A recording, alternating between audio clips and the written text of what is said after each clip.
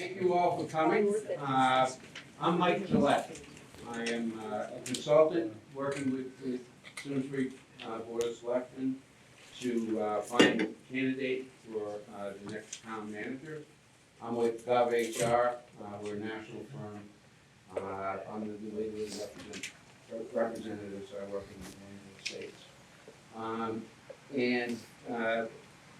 really want to thank you all for coming here. This is an important element of the evaluation process. We want the candidate to tell us a little bit about himself, introduce himself to the community, to all of you, and we want you to ask him questions that are most important on your mind, and for him to respond to those candidly and openly. And at the end of the process, when that's finished, I've handed out, and if you haven't gotten one, there's some here, a sheet of paper that explains that we'd like you to fill out an evaluation survey that's available. With your cell phone, you can take a picture of the QR code that appears, or there's a link as well. You can enter it manually, and that'll go into the survey. We appreciate you doing that because that information then will be shared with the select board of Selectmen in the evaluation of whether or not to go forward with a contract with the candidate that's appearing before you. I'm going to let the candidate introduce himself to you rather than steal any further from you. Well, before that starts, are there any questions that you have of me, about the process or where things stand? Yes. So, just as a John, and who's going to introduce himself, I know what was put out to us was really maybe a half a page of his background. Could, as part of your discussion, if you could maybe share all that, and that would help us as our questions go. We won't have to say, well, have you done what you've done? Yeah. Okay. That's his job for the night, is to really introduce himself and what he's done in experience and Yeah. Yes. How many candidates had you? Yeah. How many candidates had you interviewed or gone through before we landed on Mark? So there were 36 candidates that applied for the job. I identified 14 that I had conversations with. I brought forward 8 recommendations. The board narrowed that to 4. The board interviewed 4, and they're bringing forward the candidate that they selected as the best candidate. And they're going to interview him again tomorrow before making the final decision. There's no decision that's been made, so you all understand. This is part of the process. Great. And this is feeding into that process as well. And there was a question. So you've answered my question. Okay. There was ladies before gentlemen. I still don't understand it. One over here. Yeah. I understand it's a long process, you have to really get down, but when it got to 4, why wasn't there more transparency about the 4? So I will explain it this way. Normally, well, it's just every community does things differently. So start out. I only care about this one. Yeah. I'm just explaining how this happened. Every community is differently. Some communities choose to have a screening committee, and they usually narrow it down to 3, and then it comes to this process as 3. In this instance, and in other instances, the appointing authority actually is the screening committee as well as the appointing authority, and that's the way it happened here. And in that instance, they identify the candidate that they most are interested in, and they feel can do the job the best. In their first round of interviews, when you expose additional candidates, sometimes you're just exposing them to have different candidates. They did not want to do that in this instance because that puts them at risk of their job. Everything's confidential up to this point. And so they're bringing forward one candidate that they feel is really qualified, that in their opinion is the best suited to take over the reign of town manager going forward.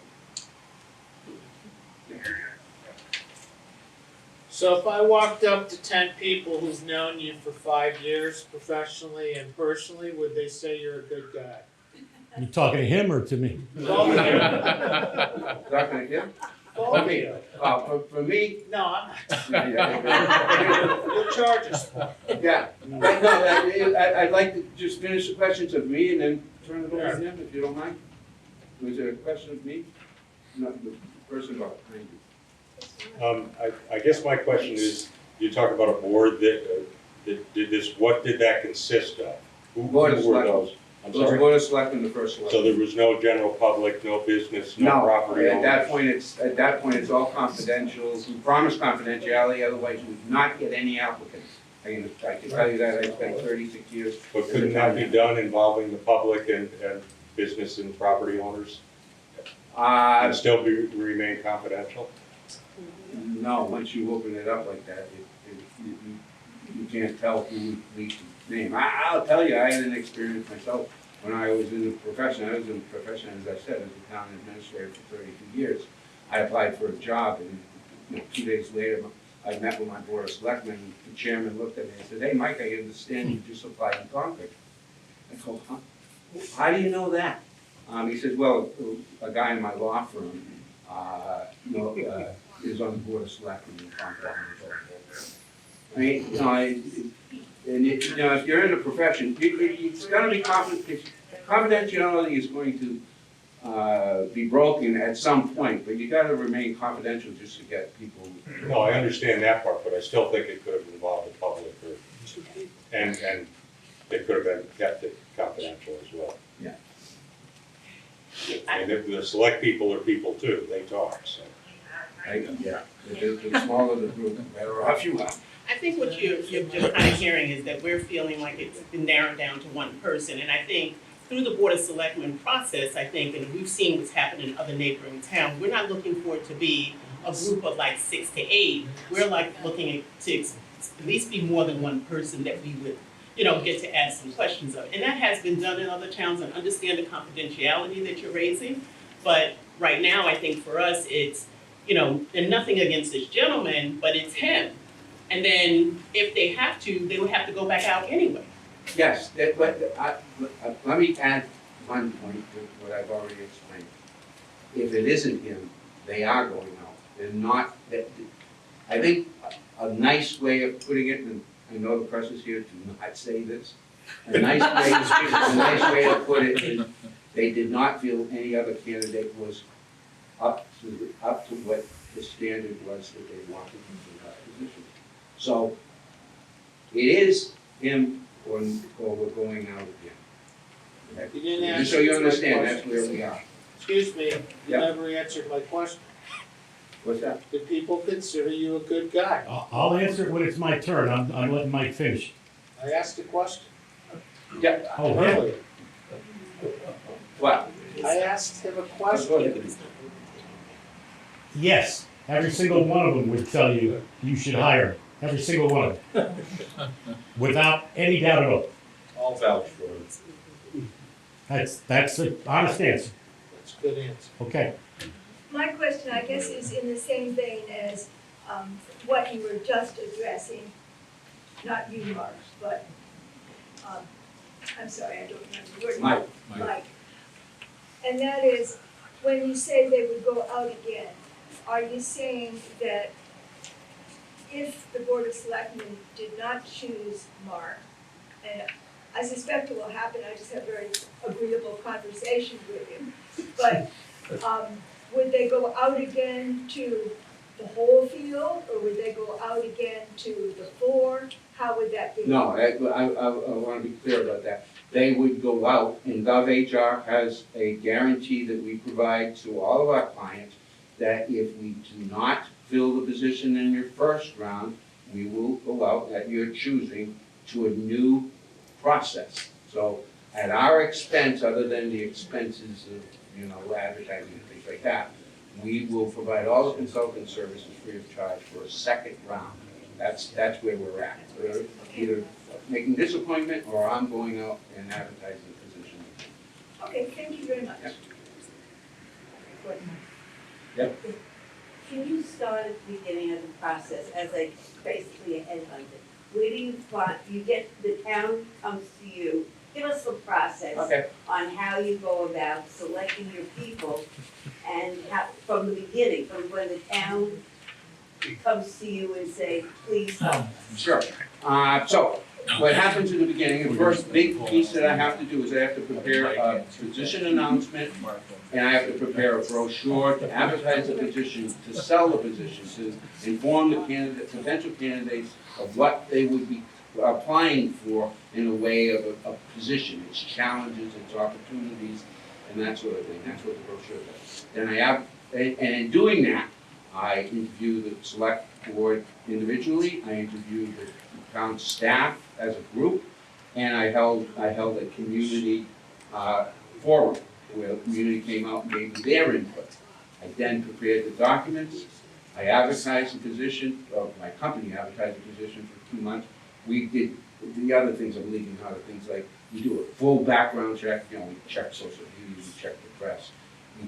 We ultimately check, financial and all drivers, all kinds of other things, but that's what the final is. What, I advertise the position, and then I actively solicit candidates. I get names from people, I get email addresses. We have an outreach of, we send emails to around 5,000 people nationwide. We're a nationwide company. We advertise nationally, and I make personal emails to all the Connecticut managers, trying to invite them to the process. Once that's done, I take the applications, I sort through them, I figure out which ones I think might potentially be a good candidate based on their experience. I then call them, interview them, I write up a summary, and then we provide a book to the select board of all those candidates with all that detail, all the application materials. I have recommendations on who I think they should be thinking about, who I think are the best candidates, but they're free to choose among the 14 that I did select to talk to them. They selected 4 of those candidates. I prepared questions for them to ask, with their help, we prepared questions for them to ask. They did a script, they asked the questions based on what they felt were the criteria of a manager, an effective manager. Then they selected one candidate to serve as finalist. Now I'm here today doing this planning form. The department heads interviewed this afternoon. We had a tour of the community this afternoon. Tomorrow, before the select board meeting, they will interview the candidate one more time, and then they will make a decision as to whether or not to go forward with the contract. That's kind of the process. Thank you, that was very informative, thank you very much. Do you have a job description for us to look at? Not here. I could provide one if you need a reading Is the applicant aware of the past, issues we had with our first town manager? Yes, he can explain this for himself, but I understand he's done his research and we've had some conversations, and the brochure covered some of that. I try to be as honest as I can in the brochure about what the candidates are applying for, because it's important for the manager to make an assessment as, the potential manager to make an assessment as to whether or not this is a position that they could be successful at. And the brochure is available. Yeah, the brochure, is the brochure online? It's still on your website, I think. Yeah. Yeah, I just found. Yeah, I don't think it's on the town website. It's on GovHR. so- It's on GovHR. Yeah. Yeah. Well, we need it on the town website. That's what it should be. Yeah, we would never know to go out to study. Well, the brochure is really meant for the candidates. Yeah, I think we're just trying to understand how. I understand the point, but that's why it didn't appear there. Anything else?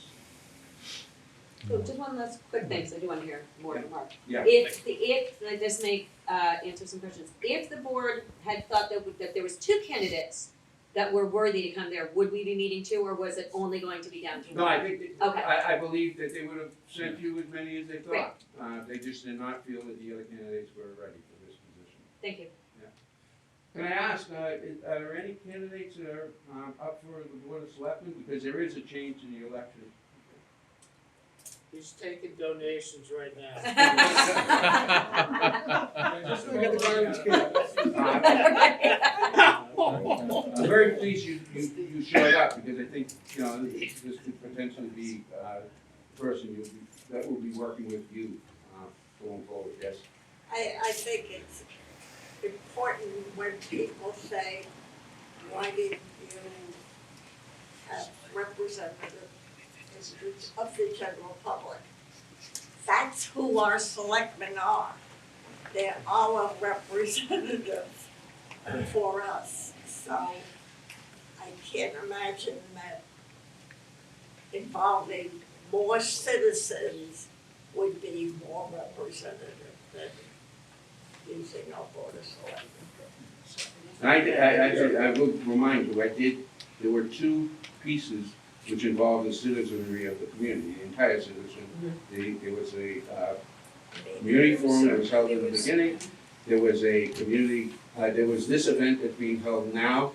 And the other thing, and I share this with you because if you want to express comments in addition, I think I put it on the sheet, but there is an email address, Simsbury Town Manager govhrusa.com, and you can express further opinion beyond what the survey is going to be quizzing you on. And I will read that material.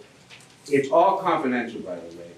I will not share anybody's name. During this whole process, I remain confidentiality. No comments are being shared without any attribution to anyone. And that's kind of like you hire a consultant to be able to do that. Good. Great, let's hear from him. Yes, please. Okay. Let's hear it from Mike. Good evening, everybody, and thank you very much.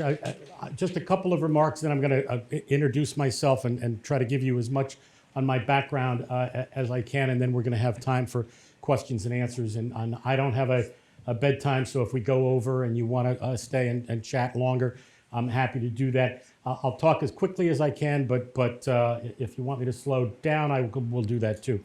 So my name is Mark Nelson. I am, as you can see, the finalist for the town manager job here in Simsbury. It is a great honor to be considered for the role, and I mean that sincerely. And I'm glad that you've all come out to give me an opportunity to introduce myself and to the community that will hopefully watch the video that's being recorded. So, I will tell you before I get into my background, I want to just respond to and mention the confidentiality of this. Typically in all but the Sunshine States, and Florida is a Sunshine State, the minute you apply for a job like this in Florida, everything is public. And your current employer will know about it, instantaneously. And there are some other so-called Sunshine States throughout the country. Connecticut isn't one of them. They do try to maintain some level of confidentiality for the benefit of those of us who, I'm not in this position, as you'll hear about shortly, but so it didn't impact me directly if it became public. But when Mike said, we want to release the name and obviously we want to do the community outreach, I was totally fine with that. But I want to thank Mike and GovHR for their professionalism in the way they handled this, because they gave me time, they gave me a couple of days in my home city of Poughkeepsie to let the key people know that I was a candidate here, because it's important that they, and I've worked with them, they're my friends and colleagues now for, this is my 8th year in the city of Poughkeepsie. I'm currently inherited the role of mayor there, so I am the city's chief executive officer, and clearly it will have an impact in the city of Poughkeepsie's media market that their mayor is actively pursuing an engagement elsewhere.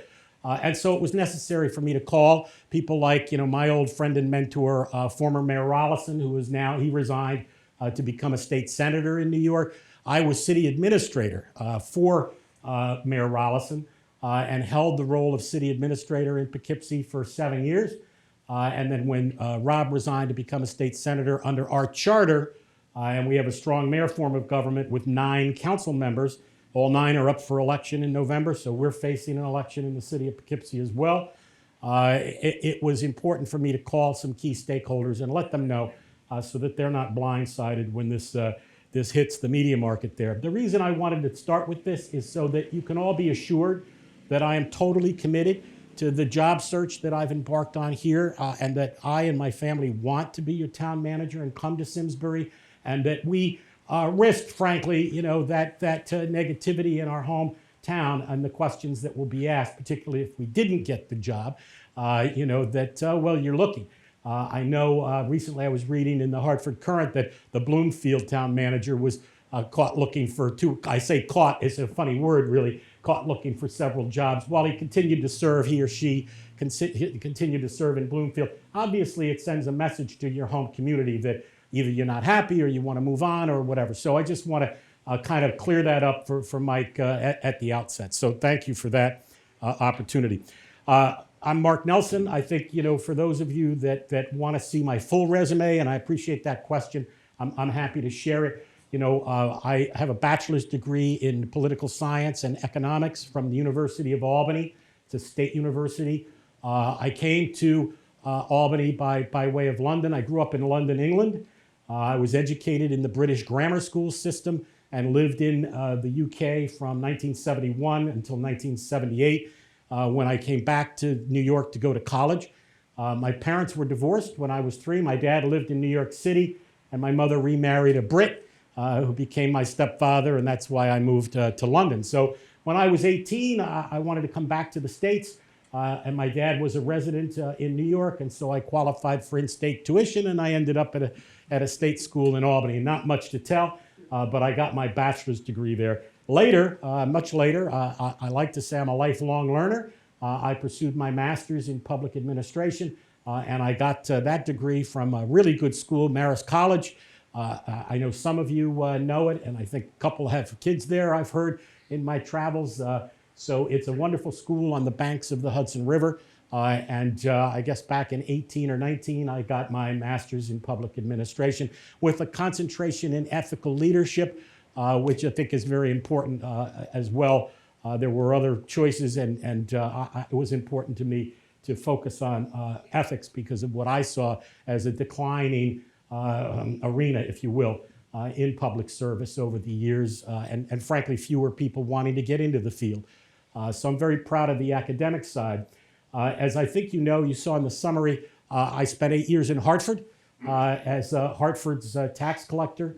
An interesting backstory that I've told a few times today is that your interim town manager, Lee Erdman, happened to be the chief operating officer back in 2008, who was a part of that just coincidentally. And I have not stayed in touch with Lee. I didn't know he was your town manager.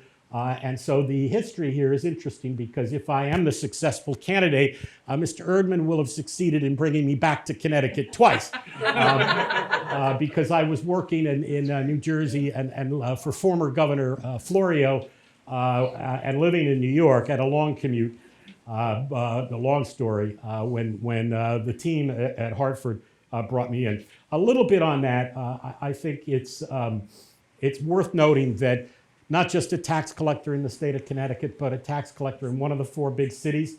In 08, I started there in 08, left in 16. That was through much of what was the residual of the housing crisis, tremendous number of property owners facing foreclosure. And I was asked today, in all of my public service, what was some of name the one thing I think the question was that you were most proud of. And it's interesting that as much as I've done to turn the city of Poughkeepsie around, the thing I'm most proud of is as Hartford tax collector, I put hundreds of people on payment plans, and I stand here before you today honestly saying that many people kept their homes and stayed in their homes because of the way we handled delinquent taxes in the city of Hartford during one of the most difficult times in our nation's history. And I can tell you as a tax collector in Connecticut, it was not generally accepted to give people more time and to use what later became a common term. In the mortgage foreclosure crisis, the word was mortgage modifications. And they started talking about the benefit of working with homeowners instead of just foreclosing and taking their property away from them. I was one of the most innovative tax collectors in the state, and I'm very proud of that. So I spent 8 years there through 3 mayoral administrations. I think that's important because I think, as you've seen here in Simsbury, when there are transitions, when there are changes, there is turbulence associated with that, whether it's a charter change or whether it's just a change in administration. But for me to survive at the division level in this state's capital city, working in a very difficult environment, collecting taxes is not something anybody would want to do as a kid necessarily, right? It kind of, I think, demonstrates who I am in terms of empathy, in terms of communication, in terms of having an open door policy. There wasn't a single property owner in the city of Hartford who couldn't come in my office, sit down, and tell me whatever they wanted to tell me. And if it was in my power to help them within the laws of the state of Connecticut, I did that. Even if my own association did not think that what I was doing was the most appropriate way to collect taxes. There are those that think that you just shouldn't help people, I guess. But I learned in my experience in Hartford what it is to work with thousands of individual people. I was not at the level of the organization where I needed to interact with our council or really even with the mayor. I wasn't yet at that point in my professional career, but I start with that because that was what this is all about, is dealing and working and helping the public, is why people like Lee Erdman and myself and many of my colleagues get into this work in the first place. It is because we want to help folks who need help, whether it's fixing quality of life issues in the city of Poughkeepsie or addressing homelessness. Many of the challenges, and I'll move to Poughkeepsie quickly, that I have as the mayor and the city administrator of Poughkeepsie are fortunately not at the doorsteps of us here in Simsbury. But still, the experience in Poughkeepsie has been very beneficial to me.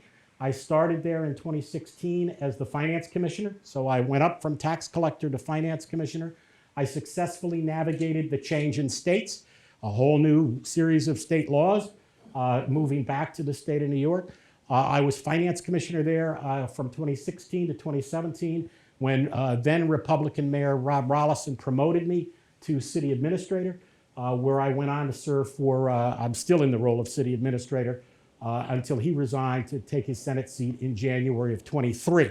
For those who don't know, Poughkeepsie is a city, population is very similar to Simsbury, about 25, 30,000, but it's obviously a city 5 square miles along the Hudson River, about an hour and a half north of New York City.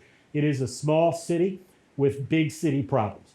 And so I come to you with an experience that you're not likely to get, and I think your board of select persons might have realized this. I don't know that much about I learned the numbers myself here tonight, so I was as surprised as you were that I was the sole candidate. Typically there's 2 or 3 and we all get 10 minutes and then we mingle, and that's what I think happens. I'm honored to be the only one, but I would say that I don't take the time with you tonight any less seriously because I'm the only one standing here. It's a very important opportunity for me and for my family, and I think I'll jump ahead just a bit. I am, as Mike said, aware of some of the challenges that the community faces. Some of the recent history, obviously the departure of your first town manager, some of that background I've been educated on, some of which I learned on my own. Obviously, I'm aware that there was a recent charter change and so forth. All of that does not dissuade me one iota. And I think the question suggested that, well, is the candidate aware of this background? I absolutely am. And I would say, frankly, it's because of that situation and background here in Simsbury that I hope that you'll agree at the end of the night that I'm the best candidate. So again, in Poughkeepsie, big problems for a small city. Homelessness, the drug addicted, affordable housing is a huge issue there. Crime is increasing ever since the pandemic. One of the major problems we have there that I'm wrestling with is the retention and recruitment of our police officers. And it's a challenging environment. I, as I said, was thrown into the role of mayor. That gave me an opportunity, and I want to stress this, to understand what it is to be an elected official. And while I didn't win an election myself, having stepped in those shoes, at least for the last 8 or 9 months, it gave me an experience that I don't think other town managers or deputy town managers understand. It is the role of a town manager, I want to be clear on this, to be apolitical. But being apolitical doesn't mean that you operate in a vacuum without an understanding of what your elected officials and representatives on boards and commissions, what their challenges are and how they have to satisfy their constituents. And so apolitical, yes, my job, if you bring me in as your town manager, will be to run the organization, not to set policy, but still the experience about what the challenges are outside the four walls of Simsbury, if you will, I think is an important consideration, because those problems that exist throughout the United States that don't exactly exist in Simsbury, it is still, I think, important that your town leaders understand what those risks are and what the appropriate actions might be to alleviate stresses on our community, whether it's crime or affordable housing or any of the other issues that I know Simsbury is wrestling with as well. So 8 years in Hartford, 7 years, going on 8 years in various roles in the city of Poughkeepsie. I don't move around a lot. I've gone from New York to Connecticut and back to New York, but I'm not looking for any other positions. I have no other applications pending. This came along a little earlier than I would have looked, because I have to remain in office until the end of my term. Our charter doesn't have a deputy, and it doesn't envision a resignation without a city administrator. So it is, and my commitment to the community is to be available to help and learn as much as I can over the holiday season. And then if I'm the selected candidate, I'd start full-time here in January. I also have an obligation, which I've shared with your board and the recruiting firm, to assist in the transition, in the smooth transition of administrations in the city of Poughkeepsie, which is very important to me. I did call a likely candidate.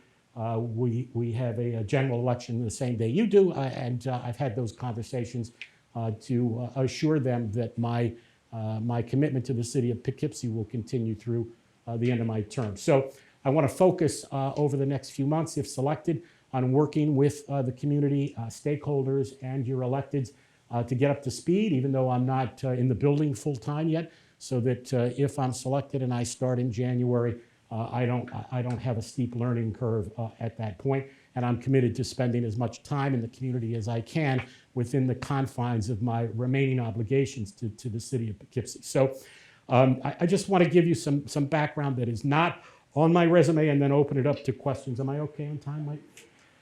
As I said, I come from a theatrical background. I think I had an opportunity to talk to some of you before.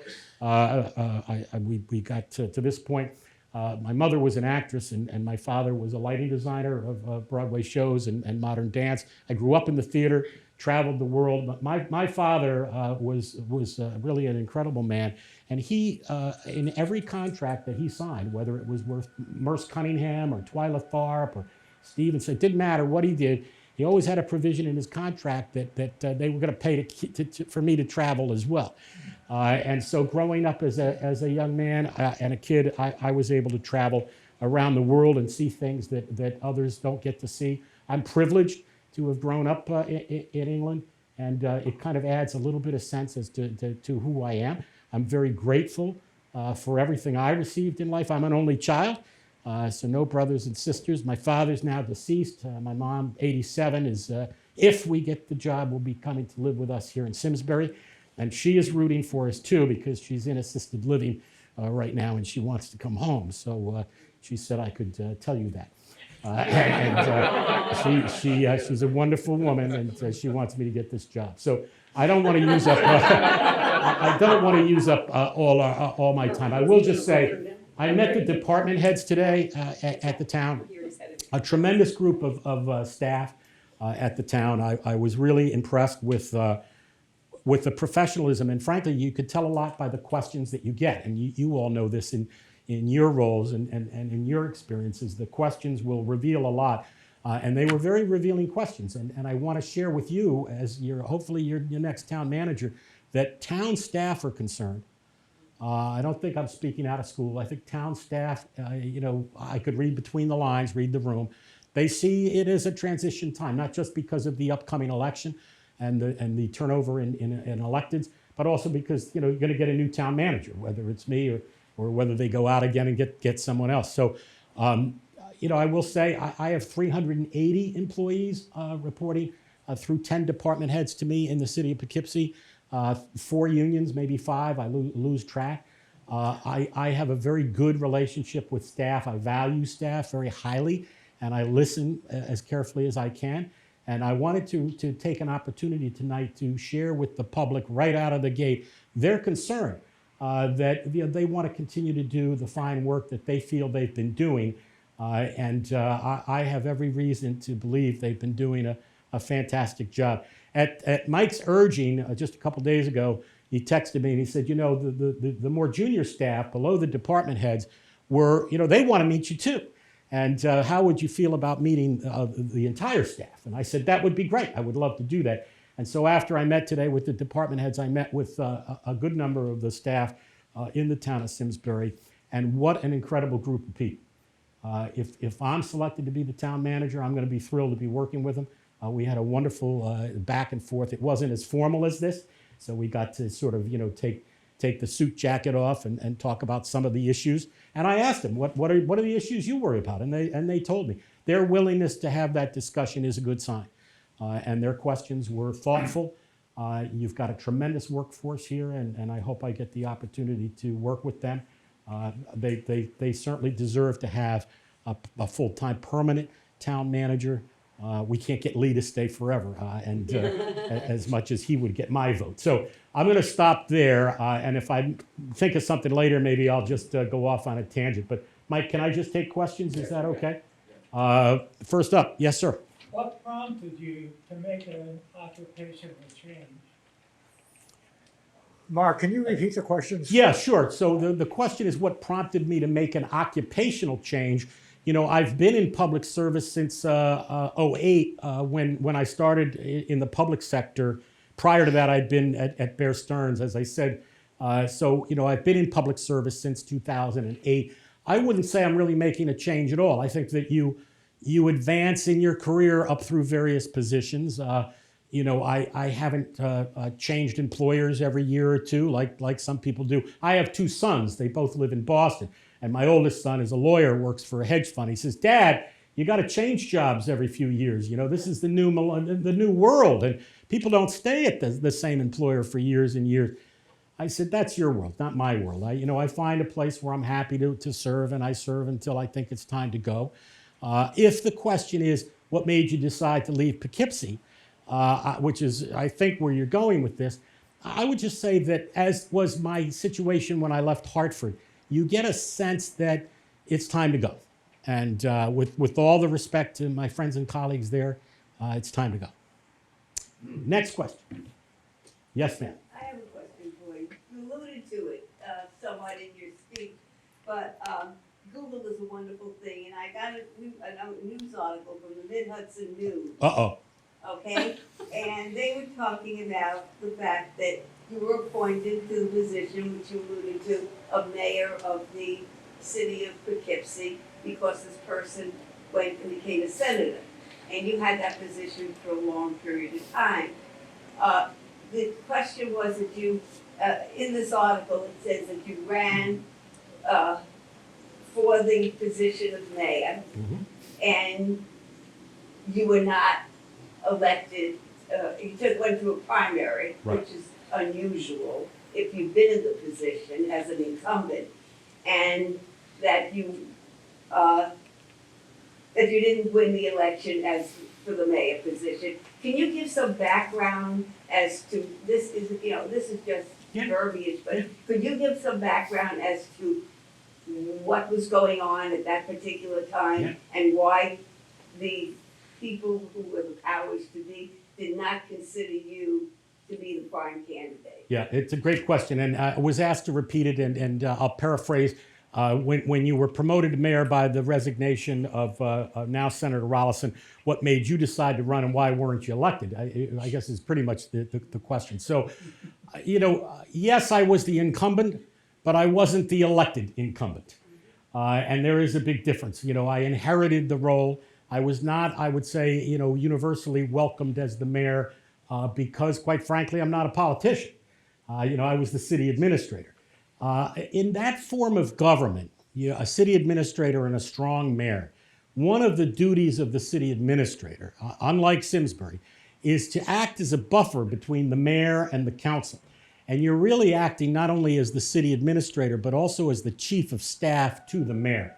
In that role, it was not always my duty, if you will, to interact with members of the council and particularly the Democratic Party in a way that they felt was the best way. And let me be clear, it was a Republican mayor. The Republican mayor is my boss. I've got 9 Democrats on the council.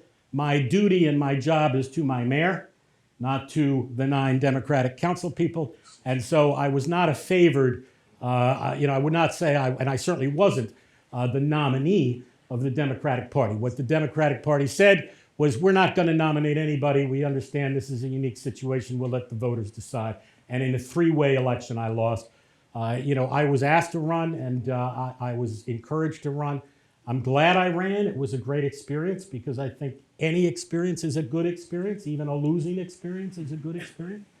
So I wouldn't do anything differently. But let's be clear. Had I not been elevated from the role of city administrator to mayor, I would not have run for mayor. That was never my ambition or plan to run for mayor in the city of Poughkeepsie. But thank you for that. Thank you for the question. Yes, sir. What's your understanding of the relationship between the board and town manager? Yeah, great question. And I got a lot of those today. And I think it's important.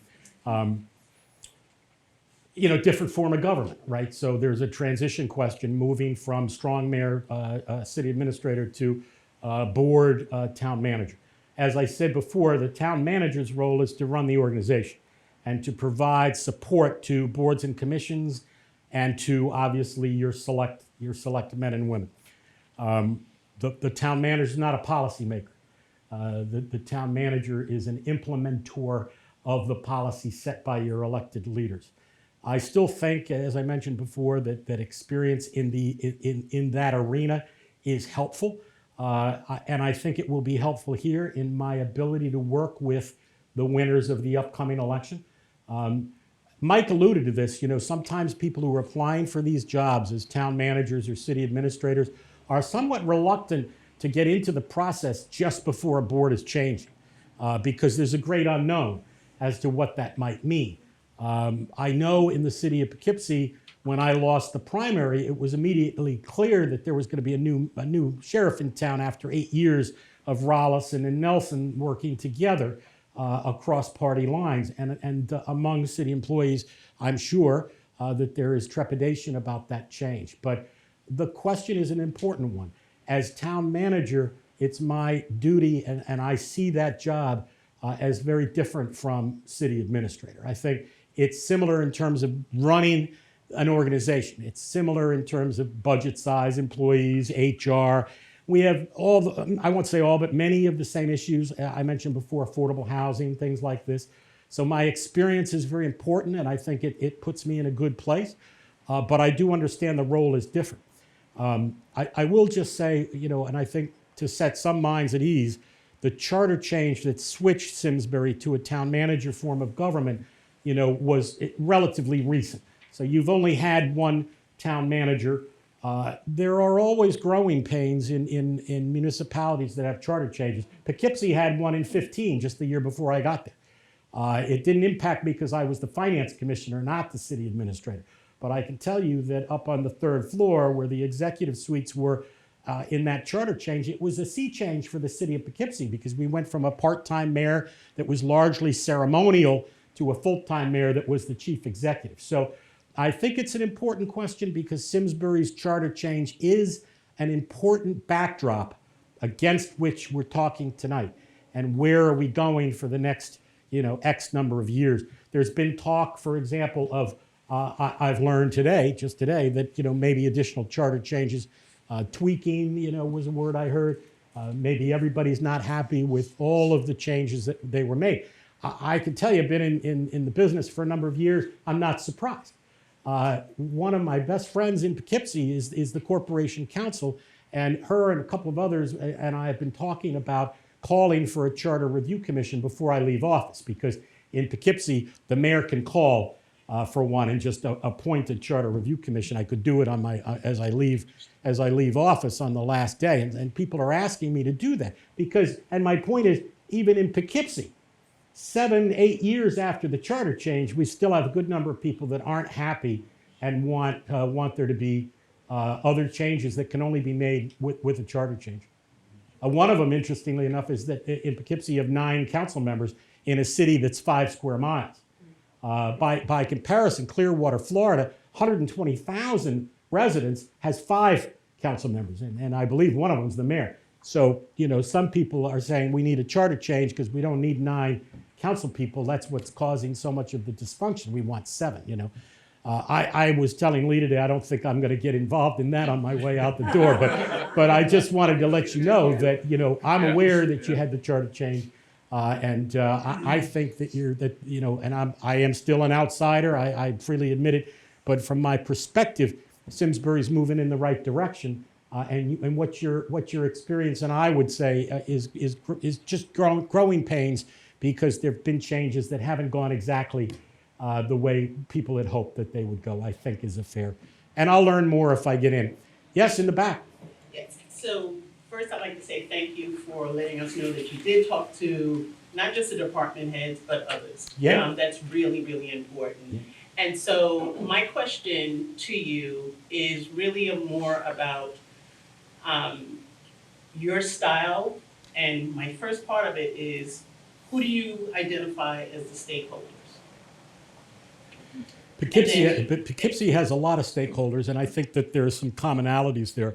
I've had the privilege of being mayor, so I got to do a State of the City address, which was really kind of cool for somebody to work their way up in the organization and then get to deliver a State of the City address. And I spent some time on stakeholders. It's really important to the vibrancy of the community, whether you're a city or a small town or a village. But for me, the answer is your nonprofits, your faith-based organizations, your libraries, your senior centers. In Poughkeepsie, we've got some great partners. Scenic Hudson, a protector of the Hudson River, is there with their headquarters, their New York State headquarters located in Poughkeepsie. Our healthcare, community is also, I think, a stakeholder.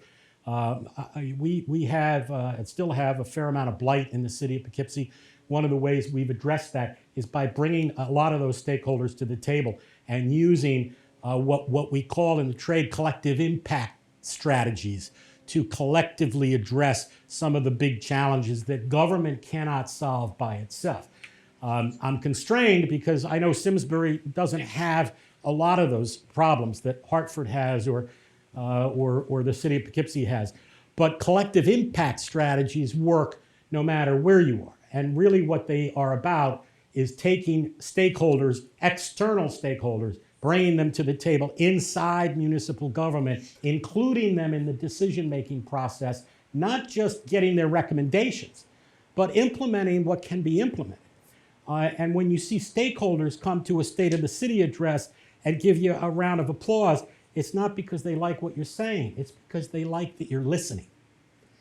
And many of them, whether it's Habitat for Humanity or my alma mater is just outside the city, Marist College, or the Dyson Foundation, a philanthropy that has provided millions of dollars to communities in that part of New York State.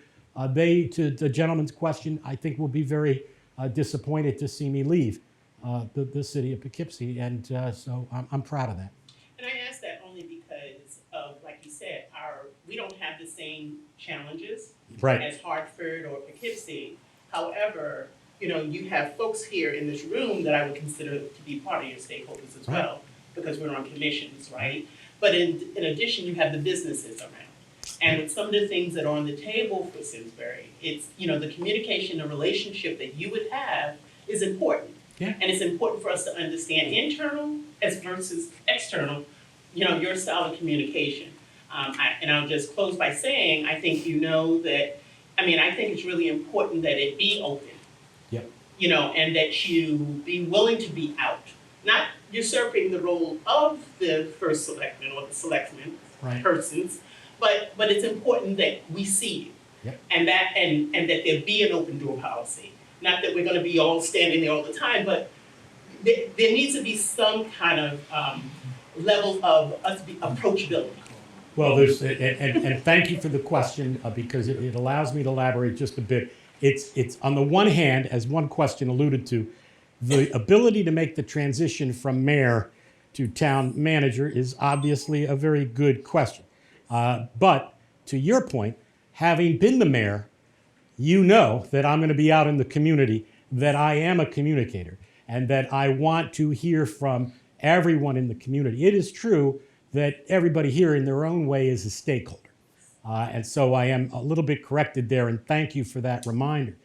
Certainly boards and commissions, although I will say Simsbury has many more boards and commissions and I mean that in all kindness from the heart. But I think Poughkeepsie has 6 and you have 60, but I'm not quite sure what that number is. But you are, everybody is a stakeholder. So it's a cliche, I think, to say open door policy, but it's not a cliche to say if you're a mayor in a troubled city that's walking up and down Main Street talking to people, you're not going to have any problem at all talking to the business community in the town of Simsbury. And on that point, I am, having worked with Rob Rollison and he got me into a lot of the business related things that are happening in that part of Dutchess County. One of the things I'm hoping to wrap up as I leave office is the creation of a downtown business improvement district that is long in the tooth. They've been trying to do that since '09. We may actually, we got $20 million in ARPA money. So we may be able to hopefully seed that and get that off the ground. Most of, I will say almost all of the constituent calls that I get are from the business community, really. If you take out paving and trees, and some crime, it's really the business community that has the largest concern about quality of life issues there. But they also offer the best guidance. They have solutions. They just need some people in City Hall to implement them, or to at least listen to them. I got some members of the business community when I took office in January. Actually sent me email chains going back 10 years asking for things that were just so straightforward. I couldn't imagine why the city hadn't done them. And we're going to do them.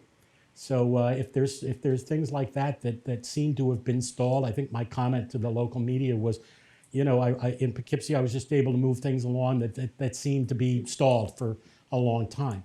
I'm not looking to come into Simsbury and make any changes that I don't know enough to make one way or the other.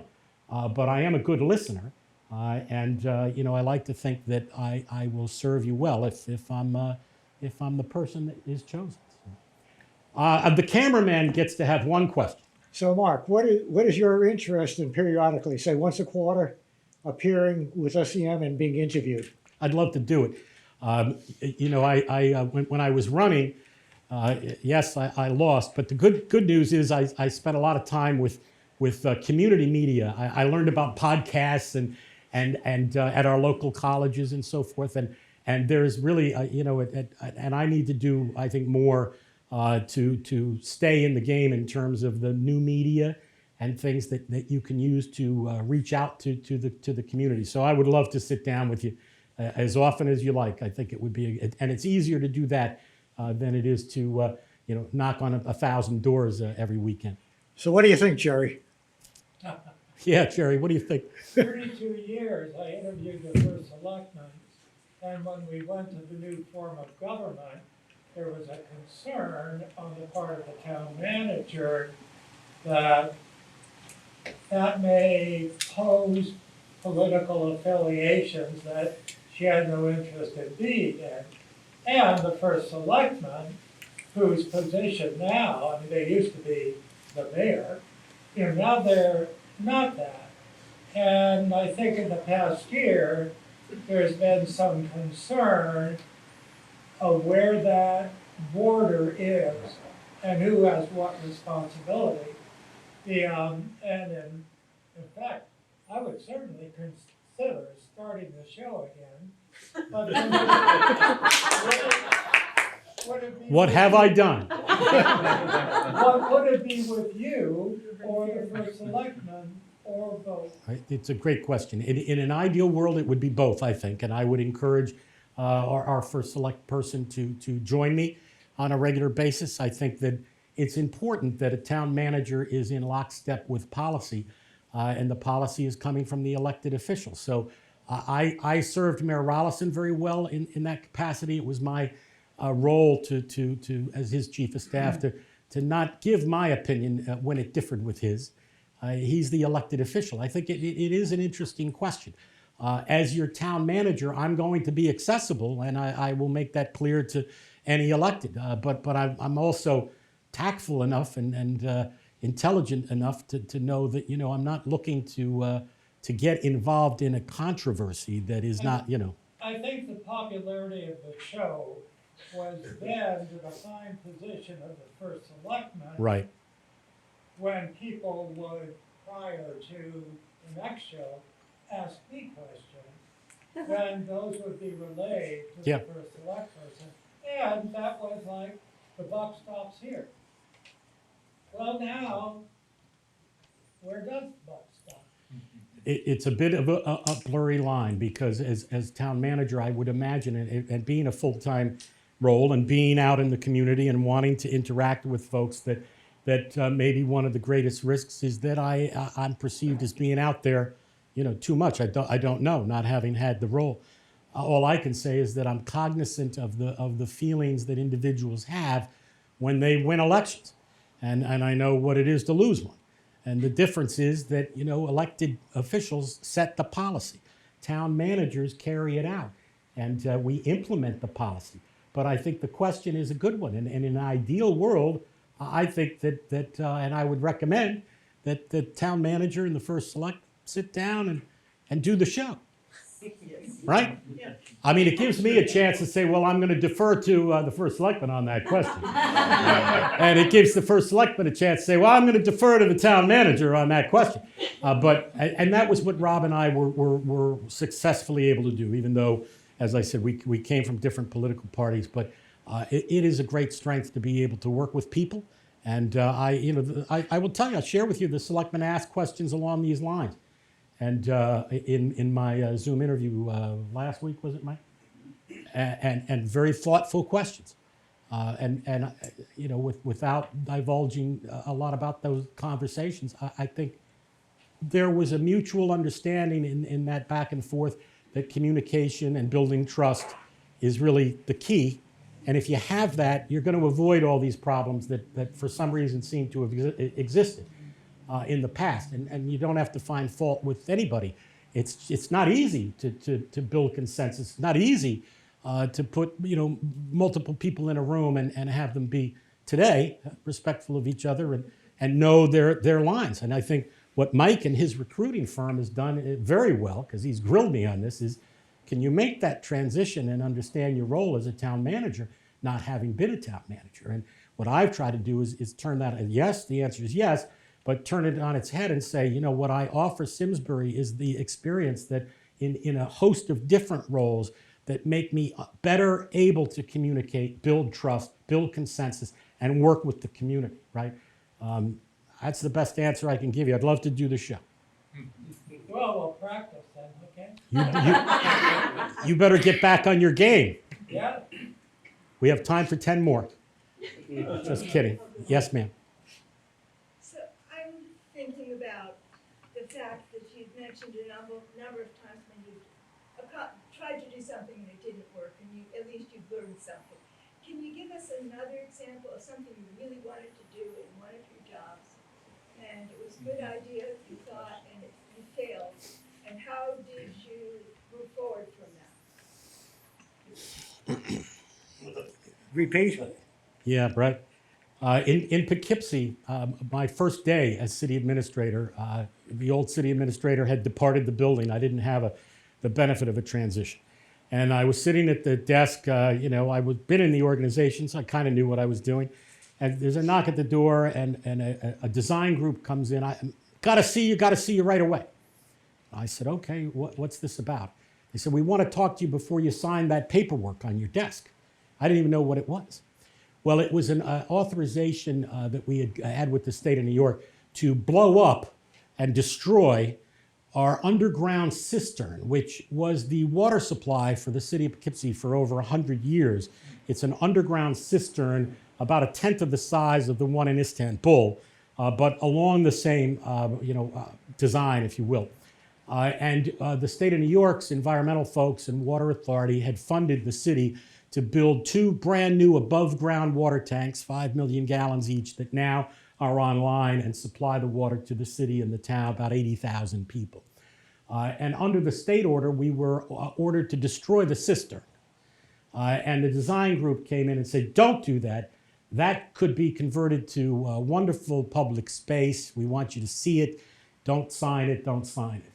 And so I said, okay, I'm not going to sign it. And they took me, this is a company out of Boston called Mass Design that does work around the world. And they took me to their offices in Poughkeepsie and they showed me the photographs of the underground cistern. And it just blows you away. It absolutely blows you away. If you imagine this as public art space or an event space of some kind, it's cool, of course, because it's underground. There's only 13 of them in the United States still left. The biggest one is in Houston. And quick story, I'll try to be brief. The Mass Design said, we want you to come to Houston and see this before you blow it up. And I said, okay. And we put the city planner and the engineer and a couple council people, and we flew to Houston.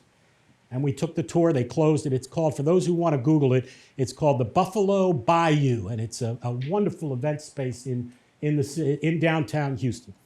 I took this tour. I was blown away. It's absolutely fantastic. And I went back to Poughkeepsie with the idea that we could do what Houston did. Of course, we're not rich like Houston. We're a poor city.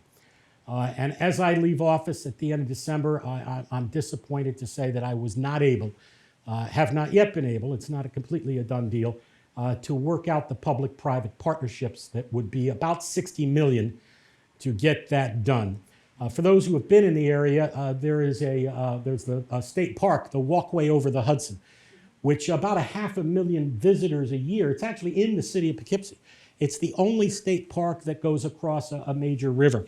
They do fireworks there and everything. 500,000 people visit the city every year, but they don't go into the city of Poughkeepsie. They come do the walkway and get out of Dodge as quickly as they can. The idea, and the cistern sits atop College Hill Park, which is a historic park on the top of our tallest hill.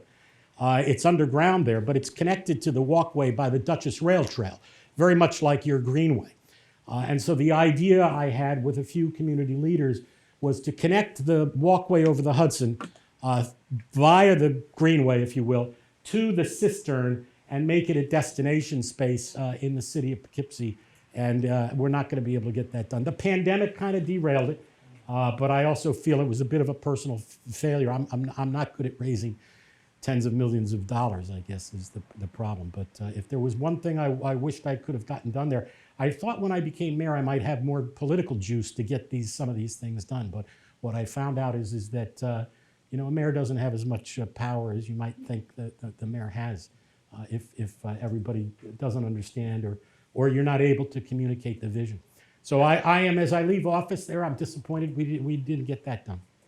It's too bad. And I hope that my successors, if they're listening, take that mission up, because it would be great to go back to Poughkeepsie and see that wonderful space there. It's cool. For music events, when we went to Houston, they had a lasers show in there. It was fantastic. So we have time for a couple more. Over here. So for you personally, would you consider this your last stop, or is this just another stopgap? It's the last Or stop. just do something else? I'm tired. It's the last That's stop. important, because we don't want to be doing this again 18 months from now. That's it. Make the right choice, and I'll stick with you. It's an expensive thing, too. I will tell you that as I leave office, we're on a different fiscal year than Connecticut is. I have a budget due to our council, a $103 million budget due on October 15th. We unfortunately are going to have to raise taxes. They don't know that yet. Cut that film. And it's a very, very challenging budget, as was the one I did as finance commissioner back in 16. So, but I won't bore you with all those stories. But talk to me offline, and I'll tell you this one. Yes, sir. Under our charter, the town manager serves at the pleasure Of the board. of Selectmen. And the Board of Selectmen, as you said, is responsible for making policy, Yeah. not the town manager. That's right. But there are certain questions of policy that other boards weigh in on as well. And how do you understand the role of the town manager in navigating the space between those different boards, if they disagree, for example, on questions of policy? Yeah, I think I haven't heard that question today, but it's a good question. I think if there's an opportunity for the town manager to smooth relations and work as an intermediary, I think that it's not the town manager's role to pick sides and get into disputes between boards and commissions, and particularly between a board and the Board of Selectmen. But I think if the town manager can't help solve that situation, who can is really the issue. So it does fall to the town manager, I think, and I would accept that role to the extent that the Board of Selectmen were willing to allow me to serve in that capacity. Right, I'm not going to force myself into a situation, but I think that from what I know of the Simsbury form of government, there's room for some improvement or conversation or communication, and I would love to help in any way I can. But I view that more as I'm here to be a facilitator, and I'm not signing executive orders like I am in Poughkeepsie. Yes. So I have two questions, actually. One is alluding to, you said we're not good at mayor at raising tens of millions of dollars, but are you capable of potentially securing interesting grants or do grant writing? Because I think just because we live in Simsbury, we want to make sure that we have funding and have creative ways to find funding at the state or on the national level that maybe we are missing currently. Yeah. And I think that's important. And my second question, so you can do one at a time, is about have you seen or how would you address potential inefficiencies that you may see either amongst boards or within our town structure currently? Great. Both good questions. So on the grants, yeah, when I was referring to the cistern, I was talking about raising it through philanthropy largely. Grants are a huge part of the Poughkeepsie landscape, as you can imagine. As historically, I think the most fiscally stressed city in New York. If it wasn't for grants, we wouldn't be running fire equipment, for example. Now departed good friend of mine has passed on, former Senator Scartatos, state senator, brought to Poughkeepsie, I think $1.2 million back before he passed on. At 17, we used it to buy a new ladder truck, I think. Nowadays, they cost about $2 million, I'm told, and take 4 years to get built and delivered. So we have some challenges there.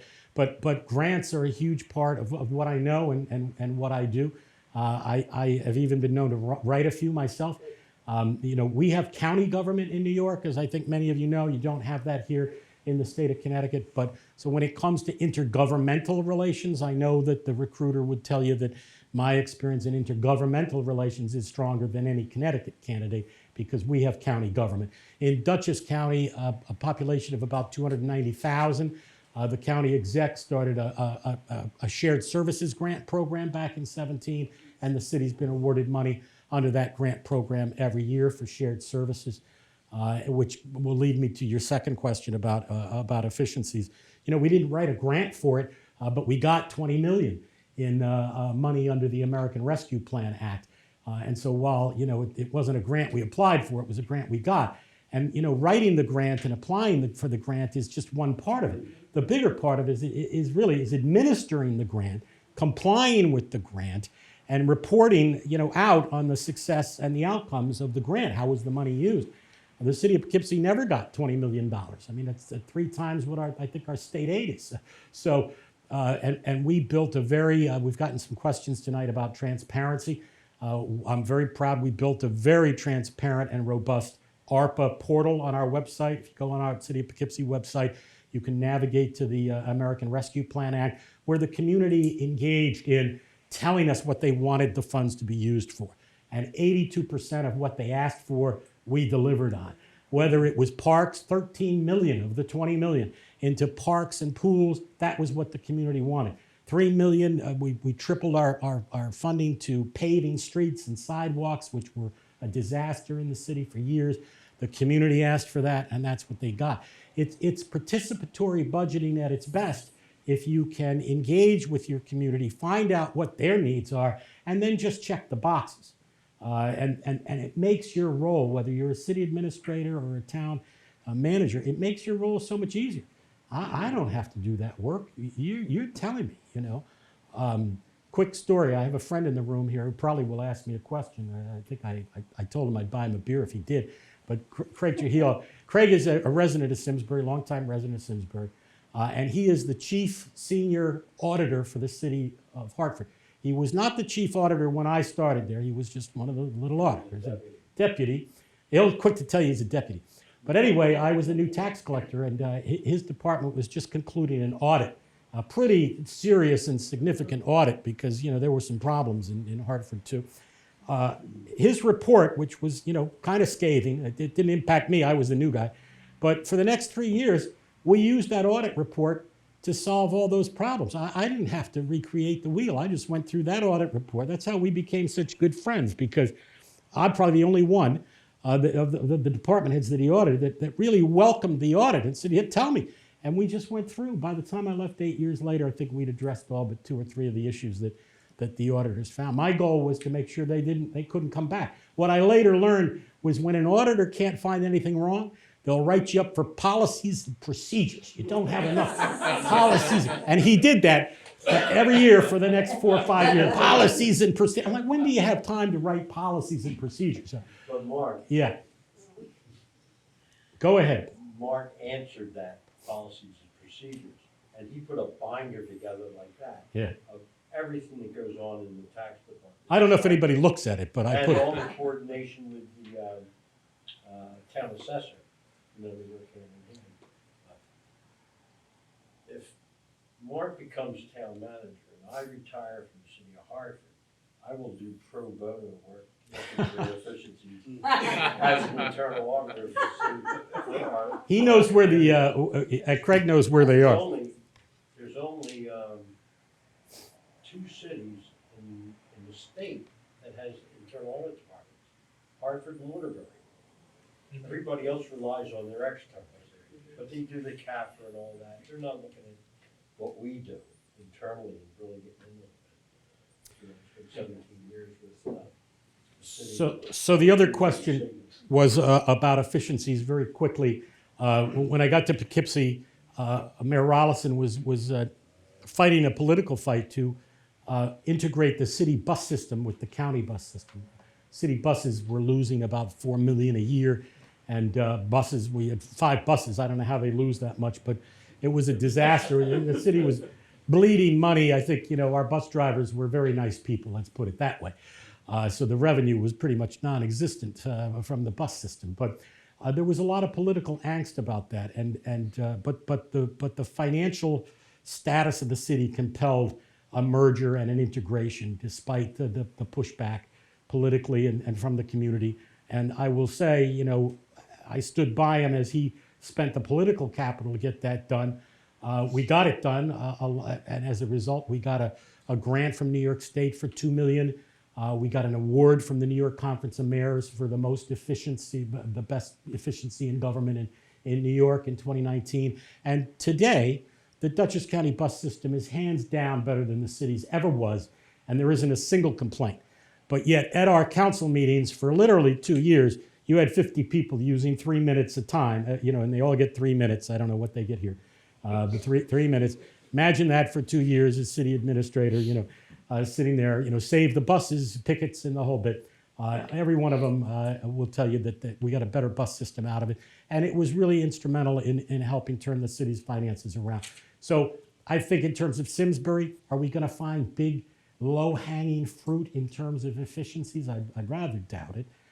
But to the earlier question about efficiencies between boards and commissions, I think there's room there to, you know, either you consider holding joint meetings, or you combine boards, or you look at another charter review I think the word I heard today was tweak, because nobody wants to really drastically overhaul things. But So, again, it's not my role to tell you, but if it was, I would say probably a good idea to make some additional changes to the charter just to, make sure we're on the right path. But if I'm the town manager, please give me some time to look at that. I know Lee, and knowing Lee, he's probably got some ideas, having been interim for a while. So I'll defer to Lee and to your elected leaders. But I'd love to help.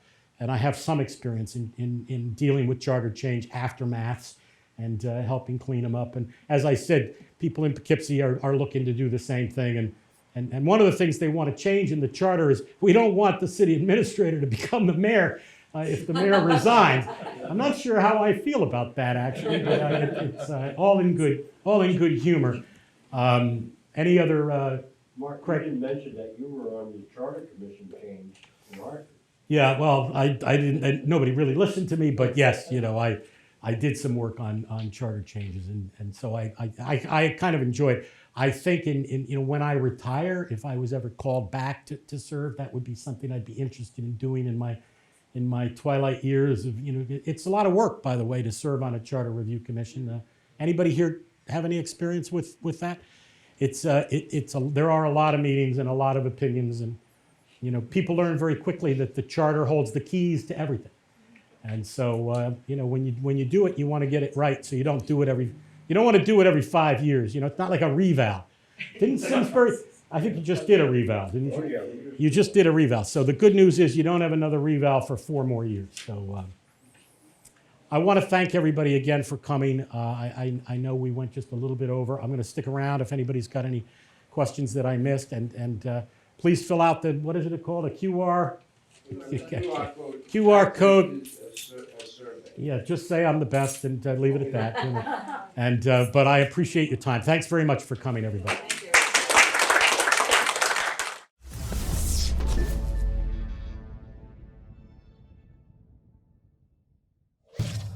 Funding for Simsbury Community Television is provided in part by contributions from viewers like you. Thank you.